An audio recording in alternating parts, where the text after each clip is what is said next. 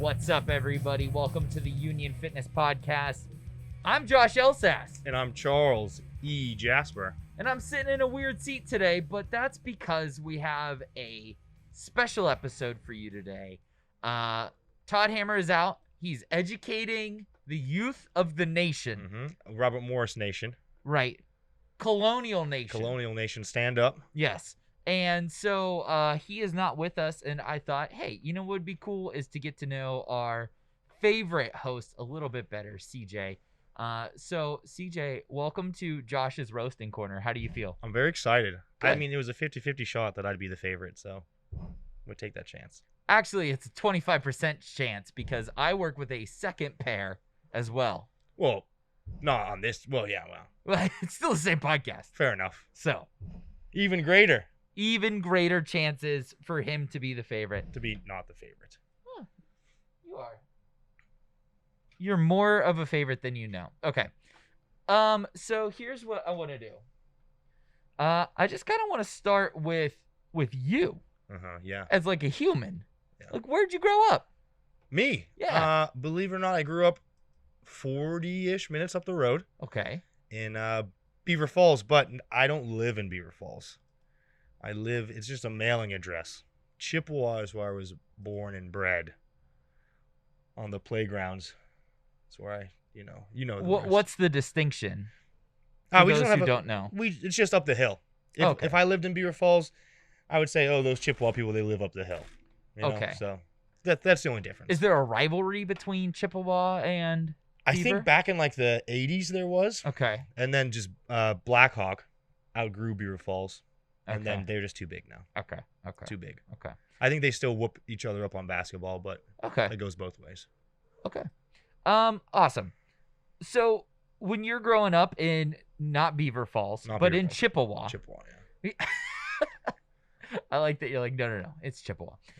In Chippewa, are you playing sports? Are you in bands? Are you running around being a little skate kid? What are you doing? Oh, I think I'm actually all mix of all three. Awesome. So when I started playing football, wanted to play football way earlier than I did. Mom said, no, you'll mash your brains up. She was right. Look at me now, so brains are mashed. So I had to wait a little bit to play that. So while I was waiting to play that, we discovered Jackass. We as in my best friends. Yeah. And where it said, do not attempt these stunts. You were like, what a great invitation to attempt these stunts. Recorded and attempted all stunts. And at the same time, we were in a band, but not the band. We had a little garage after seeing the movie School of Rock. Incredible movie, Jack Black. I bought a bass, my buddy bought a guitar, my other friend was actually a drummer in the band. Mm-hmm. So he became the drummer. And we jammed out in the actual garage. We were called Sunday Brunch. That's an electric name. Yeah, Sunday Brunch. So let me ask you this question. When you're referring to the band, you're talking about like the high school band? Right, the high school band. Okay. Like the marching band. I thought maybe there was like one band that ruled above them all in the local scene, and like you guys weren't cool enough to hang with them. I mean, we were the top dogs. We were the talent show night closers, as you will. Yeah, that was a big deal. All right, so the talent show night closers, but they were never allowed on the talent show because they played ska music. If we had trumpets or something, we would. Yeah. My best friend's little brother's band, it was called Gonzo and the Revolution. Whoa. Great name, right? Yeah. Epic name. It almost throws me for almost a reggae mix, but exactly. Might not, I mean, they used to have like a big wheel that they would spin. Oh. And they had all their songs and covers on it. Whatever it landed on, they played that. Even if they just played it, they played it again. Yep. I like the shtick. Right. I like the shtick. So you're growing up playing football through high school then, mostly? Yeah, whatever the little leagues is called, like Pee-wee, midget, twerp, all that stuff. Actually, Chippewa had a Chippewa team, and then Blackhawk had a Little Cougars team. So I was on the Chippewa team because I lived there. But yeah, then we went to high school.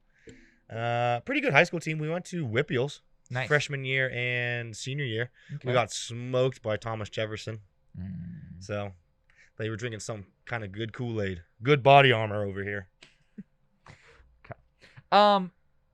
So then, is that where you fell in love with lifting? Is in the gym for football? I think I like the camaraderie of it, but actually my coach thought I had really long hair. No tattoos then because I was in high school and just a wee lad. And I played in a band, so my coach thought I smoked a lot of things. Ganja. Yeah, but I was actually in an AP class the same time the weightlifting class was. So he kind of called me out on it, and it was all false things. So I was like, man, I don't like you, old man. So I kind of got away from it then. But I liked the camaraderie of lifting. I guess I fell in love with exercise due to family health history, I guess. Something that could have been prevented or maybe extended years on life through like exercise and taking care of your body. Didn't happen because he didn't take care of himself. So my dad actually passed away because of like a heart thing. 2 heart things. First one was good because he was younger, but he grew up like all I knew growing up was he was drinking like 2 liters of cola, that stuff, smoker,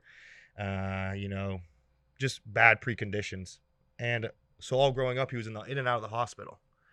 And then when the time came and all said and done, he passed because of a lot of preventable things. So that's really where I fell in love with fitness and trying to like maybe educate some other people on why. And I thought the best way to do that was get into college strength and conditioning. I kind of get with the youth first and then try to figure out how to expand on the education. How old were you when your dad passed? I was, so I was at Duquesne freshman year. I was 18. Shut up. Yeah. I didn't return in the fall. I stayed home and worked because he was sick. So I took a semester off and I worked at a YMCA, and that's how I kind of developed my skills a little bit because I was a shy guy for sure. So I think I was probably, 19 when he passed. So I was working at the YMCA when he did. And then I went back to school. High five to the Dead Dads Club. Heck yeah. Yeah. Heck yeah. My dad died when I was 18 from preventable measures. See? So, yeah, I get it. Yeah. I mean, but they grew up in a time where, smoking was not that unacceptable. And 2 liters of Mountain or Coke, Pepsi was like a regular thing. Fast food was big, you know? Yeah, makes sense. Exercise wasn't that cool. It wasn't yet hot. No. It wasn't yet hot. It faded away from what was that guy's name with the stretchy pants and the headbands? Richard Simmons, which my mom knows because of their like doll thing, and it faded away from that. So cool. But that's why I got into what I did, and I think athletes are cool because that's where I got my camaraderie back. Yeah. And they're young, so you can kind of teach them things. They really don't know. Yeah. They really don't know. So you went to school at Duquesne. That's your college? That's your university? Or did you bounce around, find some other spots? Oh, I bounced. You bounced. I bounced. Walk us through that path. Yeah, so I actually went to school for broadcast journalism. Hey! It's crazy how kindred spirits we really are. It was only a year though, so I just got my like mythical history classes and English lit out of the way. I never got to mess with microphones. So we're the Spider-Man meme. We're pointing at each other. We're the same person. Just different paths. Different path, dude. All right. And actually, that time I was on the men's rowing team. So they had a varsity one with the women. I was on the men's team because I needed something to do, or I'd probably do bad things college kids do.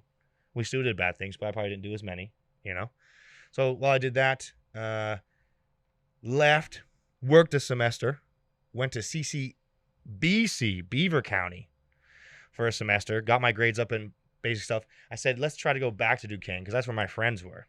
Went back for maybe a semester as an athletic trainer. No, thank you. I respect ATCs a lot. It's not something I would want to do. Okay, not something I want to do. So I lived in Southside at the time with my buddies. Went to CCAC for a semester to get my grades up to go to where I finally landed for my undergrad, the Slippery Rock. And if Hammer was here, he'd say something bad about it because he didn't like the Slippery Rock. But it's a great education, and I am thankful for it. Okay. Then I got my master's in Morehead State in Kentucky. Oh. Yeah, so that's that's a good transition because you lived in the dirty South for quite a minute. In a trailer. In a trailer, just with a microwave, I believe, is what you were saying. That was with the Mets. That was with the Mets. But in the trailer, I was just I think it was basically like it was $230 a month or something like that, dirt cheap, and I was poor because I was a GA. Right. But yeah, that was a life. I'm not mad about it. Not mad about it. So you graduate from Slippery Rock. Yes. Where's your first step out the door after that? We had to do an internship. So technically, I graduated, but I had to complete my internship, and I called around, and I went to the Ohio State University with Mickey Marotti and the strength staff there. I was just with the football team. That is the season that they won the Natty Championship. I wasn't with them towards the end. So I completed my internship in the spring, summer, because all you needed was 480 hours. And as a strength coach, you got that in like a week. Yeah, in a minute. Yeah, so learned a lot there. Talk about freaks. That's when Ezekiel Elliott was there. All the quarterbacks were there. Anyone you can name was there. All the O linemen. There's like 50 kids that were there that got drafted. Like, just dudes. That's the year that the strength coach slammed the kid to the ground and caught him chasing. And then I actually met Hammer when I left. Because my internship had ran up. They threw me up at a studio, like a college kid apartment. So I stayed for another like month, and I was like, I need to make some actual cash, because it was pretty much 24/7 Ohio State football, which is cool. Big Power 5 football is a business for sure. A lot of things that if you want to get into it, reach out and we'll talk about that one, but that could be a whole nother episode probably. As a life of an intern in a Power 5 school. So then I went to RMU with Hambone. I was still an intern. And it was kind of a 180 for what I'm used to, but Ohio State definitely taught me how to work and how to hustle. So I'm thankful for that. So that exact year, I would have been working at Rutgers, and we would have been standing across from each other on the sideline at some point. Most likely. And I remember standing next to Kyle Flood's kid and Kyle Flood's kid's handler, basically. And it was 4th and 10. Ohio State was up 50-3. And Urban Meyers left his offense on the field at the 50. Yeah, that's in the fourth quarter. That's the type of guy he is, it seems, huh? And I remember the kid looked up at the handler and goes, "Why is he going for it?" And the guy looked down at him and goes, "To send a message." Yeah. That's pretty. I mean, that's how he played, man. Yep. Dude's apparently a great coach. He's in the league now. Well, we'll see. He's accumulated a lot of dubs. Talk about loud. Oh, I bet. It was the loudest I've ever experienced. Opening night. Actually, they lost. Yeah. To Virginia Tech opening night that year. That's why they had to beat everybody by 70 for the rest of the season. Yeah. Yep. Yeah. It was the loudest thing I've ever heard. If me and you were standing next to each other, couldn't hear you. At the Horseshoe or at Virginia Tech? Because Virginia Tech can get pretty wound up too. Sure. Yeah. I didn't travel. I didn't get the opportunity to travel as much. But at the shoe, it was silly loud. Okay. So then you are at Robert Morris. You've met the one and only Todd Hammer. The gray man, yes. The gray man? Gray bush, but. Okay. Yeah. And then, so, like, how does that change your life? How long are you around RMU? Like, where do you go from here? So, I just like in college, I kind of bounce around a little bit. Ham definitely taught me. I knew like the hustle and the hard work of a Power 5 school. I knew the work ethic. So I had that going in there. And I always had the curiosity from my undergrad in Slippery Rock. But Ham really taught me the why of the training, and then how to kind of fill your room and speak to your athletes. Because every athlete's a little different. I can't speak to the women's volleyball team the same way I do to the running back from Ohio State. Nor can I speak to the lacrosse player from RMU the same as the lineman from Ohio State. He kind of taught you how to speak to the athlete, and I think I did an okay job relating to them a little more because of my age, where he was a few years above them, obviously, but he still knew the idea. Right. So he taught me the why and kind of how to really lead a room, I guess. Cool. As well. Okay. So then where do you go after Robert Morris? So 6 months at RMU. Okay. The dude, I go to the Mets, minor leagues. The lead guy's name is Nitro. His actual name is Nitro. Okay. Yeah, and he looks like Morpheus. Sounds like Morpheus. Okay. He actually loves, what's that guy's, the actor's real name? Lauren Fishburne. Yeah, Fishburne. He actually has a poster of him in his office. Wow. So he's the overseer of all the minor league like strength coaches. So I drive down to Port St. Lucie, Florida. If you're not sure where that is, it's like an hour above Fort Lauderdale. Oh my God. Okay. 2 spring trainings.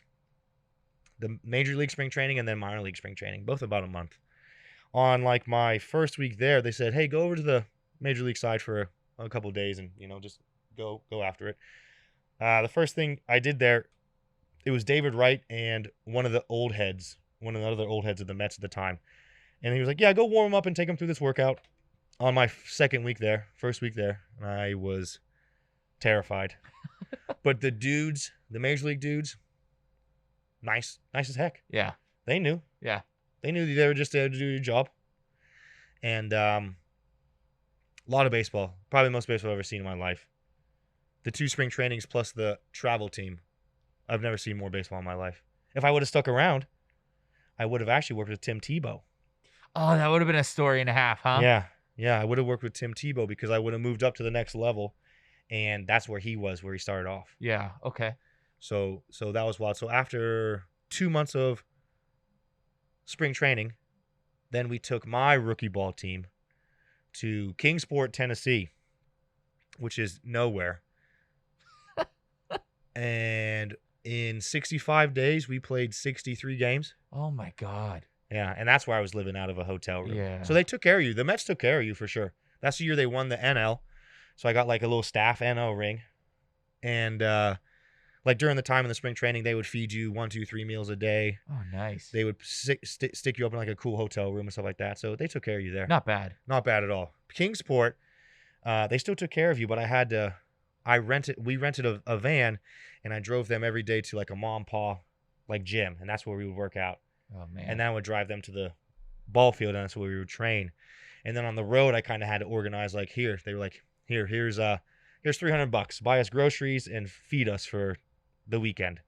So you kind of had to guess and pick and choose there. So a lot of PB&Js, a lot of Subway, a lot of big bang for your buck meals for sure on that one. A lot of trail mix. Wow. But some of the dudes that I coached, they moved up. I think one dude might be in the show now. I forget his name. But very interesting. A lot of cool stories. Some I don't remember. I actually could speak kind of Spanish then. Oh yeah? Yeah, it was probably dirty slang Spanish. Sure. But Spanglish. I could speak enough where I could understand it and they could understand me, and we had this same idea. Que pasa squat? Yeah, right? Right? A lot of shoulder stuff, a lot of dumbbell stuff and a lot of AT work. But we were cool with the ATs there. It was a cool story, and I almost stuck around. But I got an opportunity to be a graduate assistant and continue my education and get my master's. So I thought we should do that. Yeah, that's smart. You're like, this hanging out in nowhere, Tennessee's pretty cool, but like maybe I should get my shit together. Right. I mean, if I would have stuck around, who knows where I would have been. My one buddy's still down there. I think he moved up a few. But I know they have a new director now. I know he won't. Well, they're under new ownership altogether. Yeah, so I don't even know. Yeah. I don't even know, man. But I almost had a baseball card. If I would have stayed another year, I would have had a baseball card. Like a Topps official baseball card? Yeah. That's cool. Yeah. So that would have been a little cool thing. But I think I'm okay without a baseball card. Says you. I want a baseball card. That's sweet. You could sign up. There's a chance you can sign up. I'd be like, I know CJ. Yeah. Okay, so you've got your master's. You've been just about everywhere in the dirty South. So then, how do you end up back home? Let's make sure I do. Oh, so this is how worlds collide and kind of stories match up. The intern that I was working with at Ohio State is from Youngstown. Loves Youngstown. Born and bred. Played Mooney football. That's a big word in Youngstown. Played fullback at Youngstown. Intern at Ohio State with me. Gets an assistant job as the strength and conditioning coach at Youngstown with Bo Pelini. That's when Bo Pelini was there. Big name. And the head guy left for LSU, assistant at LSU. Okay, wow. So Mark Brandenstein gets bumped up I assume I'm on his short list. He gives me a call. I say, hey, congrats, man. Boom, boom, boom. He gives me a call. A couple days later, we get the job. I move up to Youngstown, Ohio. Where back in the day was big mob scene. And I got to work with Bo Pelini, his brother, Carl Pelini. We actually went to the D1AA Natty Champ that year, too. Oh, wow. Second place. We just got socks. It's not a joke. I mean that. The first team, James Madison, spanked us, and we just got socks. But another cool experience. And like 5 or 6 dudes went to the league that year. I remember Joey Porter was watching one of our DNs at the pro day we had. No way. And Kevin Green, RIP. Oh, crazy. Yeah. So it was kind of cool to see that. And that was probably the closest thing I got again to like the Power 5 school was seeing Youngstown, just because Bo was at, was it Florida? But he was ahead at Nebraska or Wisconsin. Nebraska. You're spot on. Yeah. Yeah, both. Everyone, they always had the him and Voldemort meme next to each other. Yeah. Looked like a mean guy. Dude would sweetheart bend backwards. If you were one of his dudes, he'd work hard for you. He'd definitely help you out a lot. That's nice. Yeah. So you're at Youngstown State doing football stuff again, and then football Olympics. So I did softball, swim and dive. We did track, and then football stuff again. A lot of football. Stayed there for about a year. And then Ham called me back up because he said that he was having some issues with the football staff, and they wanted a new face. So he said, you could be the head dude of football. And I said, well, that's a cool opportunity. And it's not really a downgrade, just a sidestep. Yeah. You know what I mean? So, and I got to move closer to home. Right. Big Pittsburgh guy. So he went to RMU. 2.5 to 3 years there. So it was still part-time. And then I just worked with essentially every team there.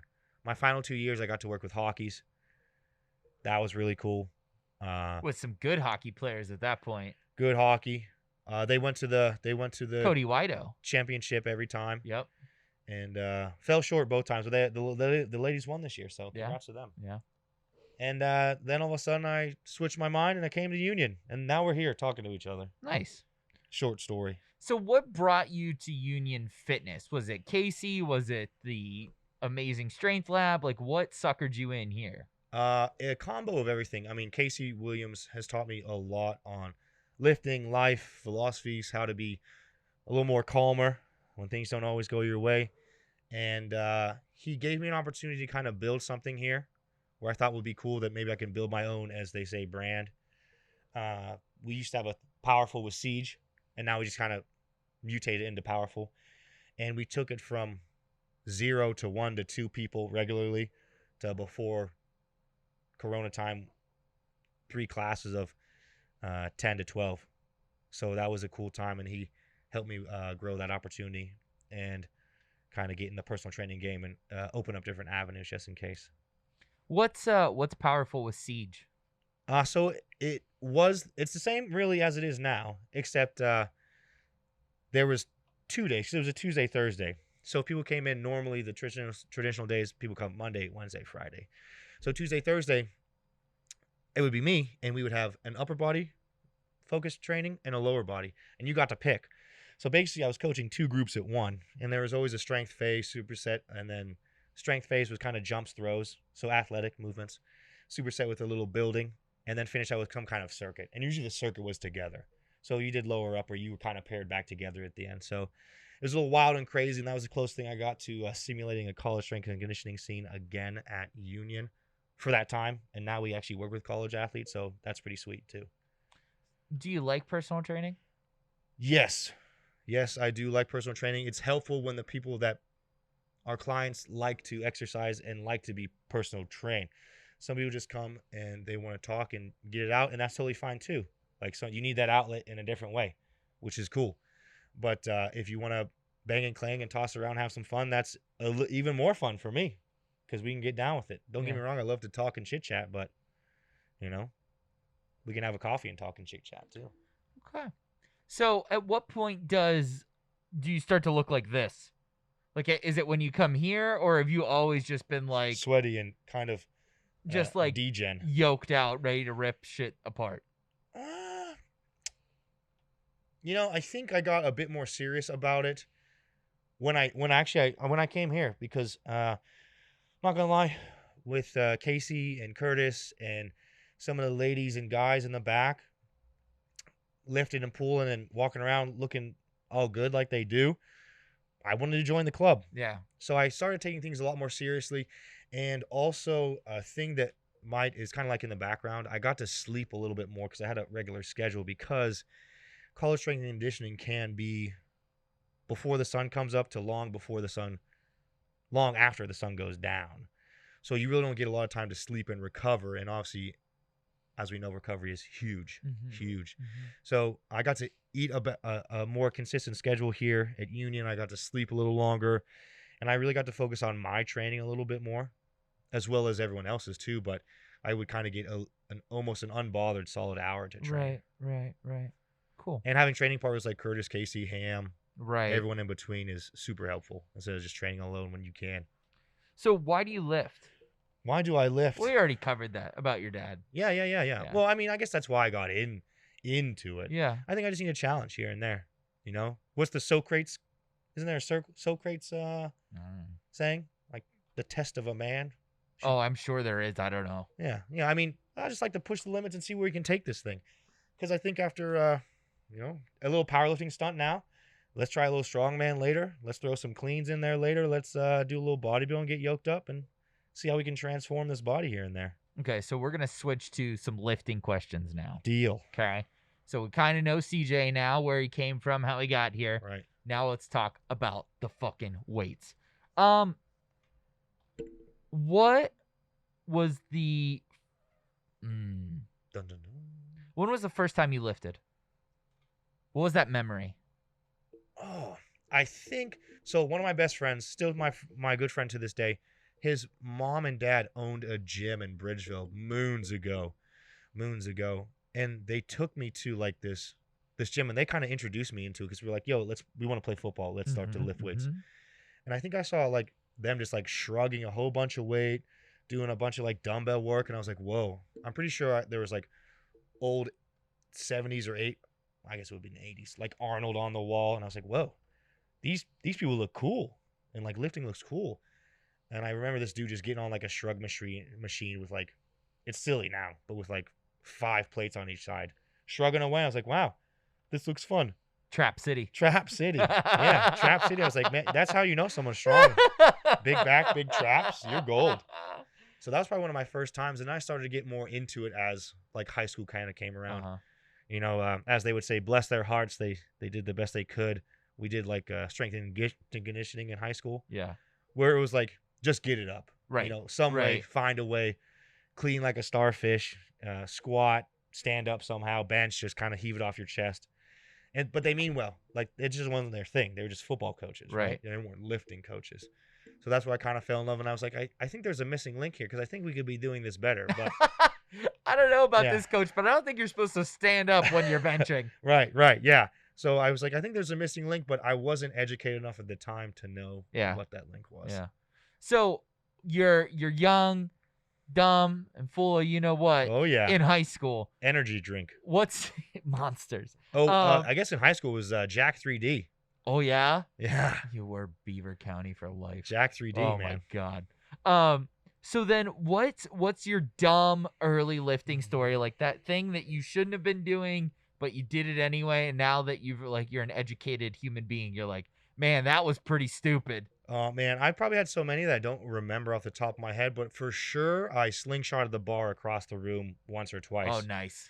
Where you had like, back in the day, it was probably not as many 45s as I imagine, but say I had 3 45s on one side and I just slid all of them off the other side, and it was a small weight room and there was a lot of noise, bars flung, but I don't think I smashed anyone's toes, so I came out, a lot of the dumb stuff I did, I came out unbruised, unbattered. Okay. So believe it or not, I have more war stories than that, but I don't remember them because I wasn't hurt. So Curtis tells his dumb first story was that he was training with this guy in a local YMCA, benching in a squat rack because they were using bands and a bench shirt and a 3-board. Oh, yeah. Now that's hardcore stuff. Yeah. And he hasn't got away from it since. The dude hasn't got away from it since. There you go. So let's talk about what right now is your favorite day in your current program. Favorite day's got to be. So I've never competed in wraps before, so knee wraps, and that's technically day one, which is my Friday Saturday, Mm-hmm. and that's gonna be my fun because it's most challenging right now. It's really uncomfortable.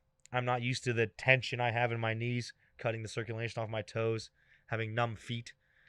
But I think once I figure it out, we're gonna put some serious weight on this bar. So goal is 6.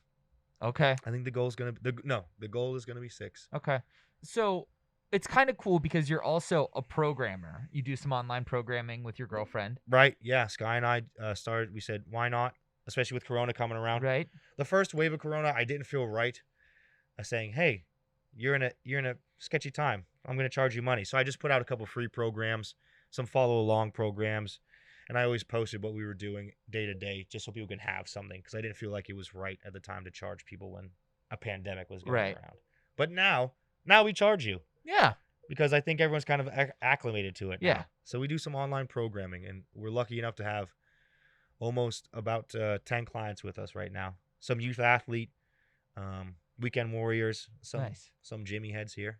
What's the one thing that you program that you personally hate? Like if it was in your program, you would be pissed off. Oh man, what do I hate that's in my own program?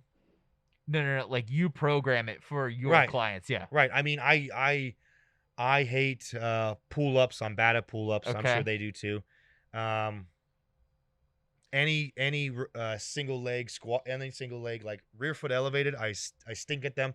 But if you want a nice booty and some legs, that's how you're gonna get your wheels right. So I would say pull ups and Bulgarian split squats are my arch nemesis. But I know I need them. Yeah. And they need them too. Okay. We can get your wheels right. I think it's cool.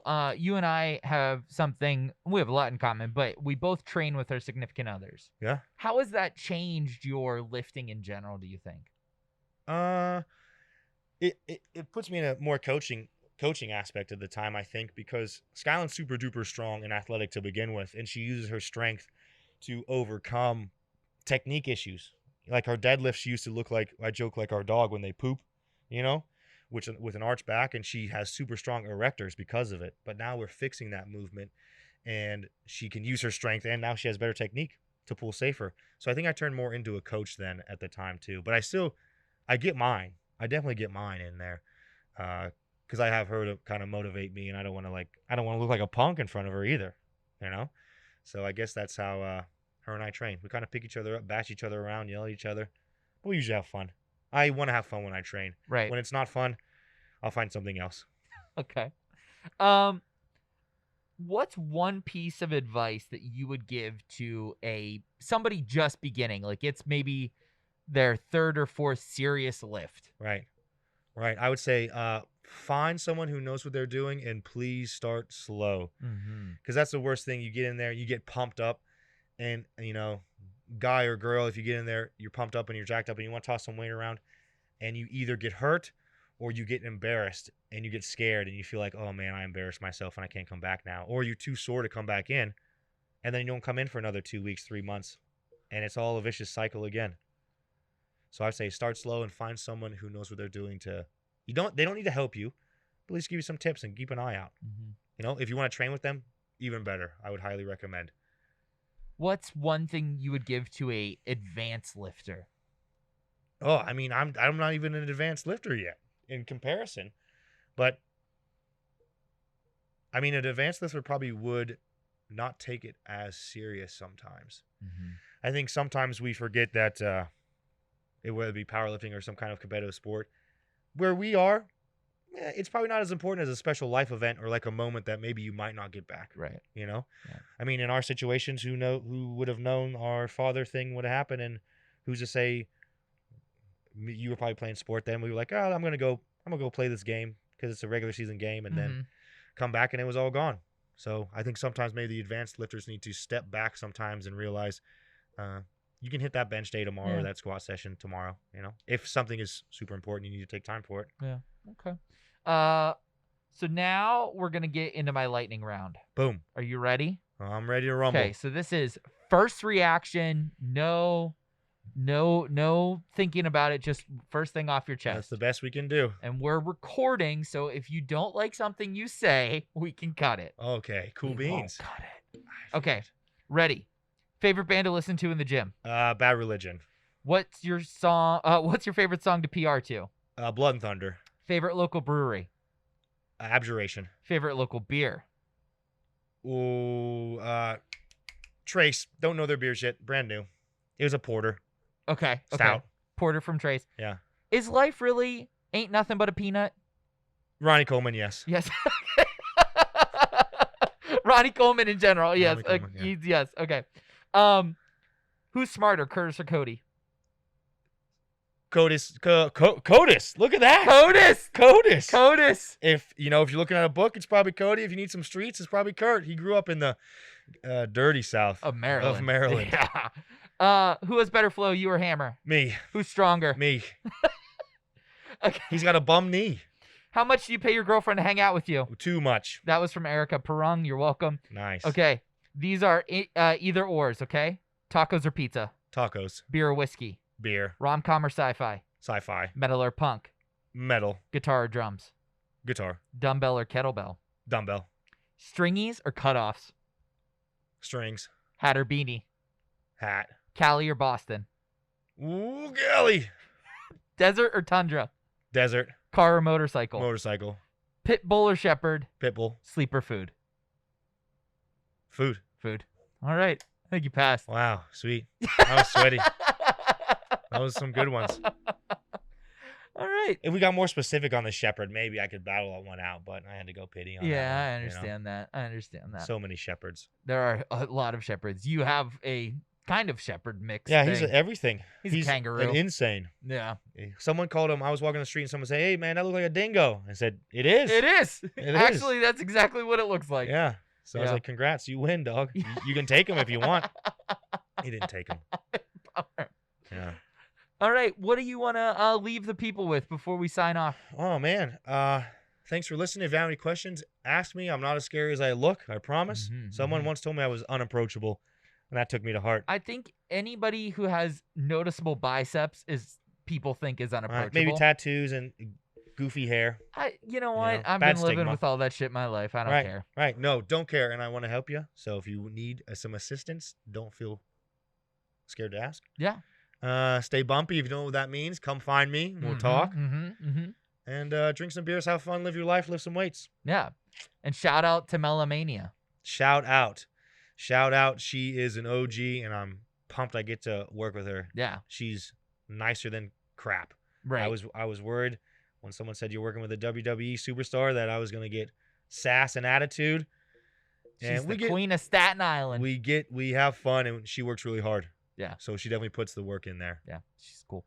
All right. This has been the Union Fitness Podcast this week. Thank you all for tuning in. We'll be back next week with Curtis and Jared.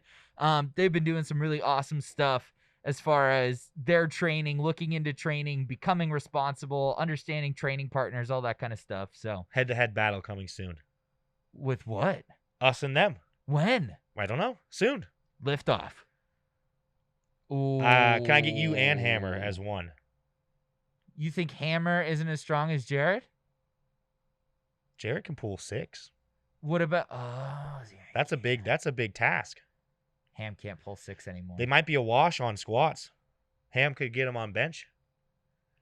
That's a heavy dead. It's a heavy dead. Not hating on you, Ham, but I mean Jared outpulls me, so. I don't know. I don't know what I would bring to the table. A mediocre bench, what used to be a good squat, and a terrible deadlift. But I think you could get into his head. You're a man of the words. I don't have to lift. Yeah. Oh, yeah, I got you. Yeah. Sometimes you just need some chirps to get in there. I will deflate those pecs on Curtis's chest. Yeah. Nose buttons. Yep. Perfect. All right. Thank you guys all for tuning in, and we'll see you next week. Bye.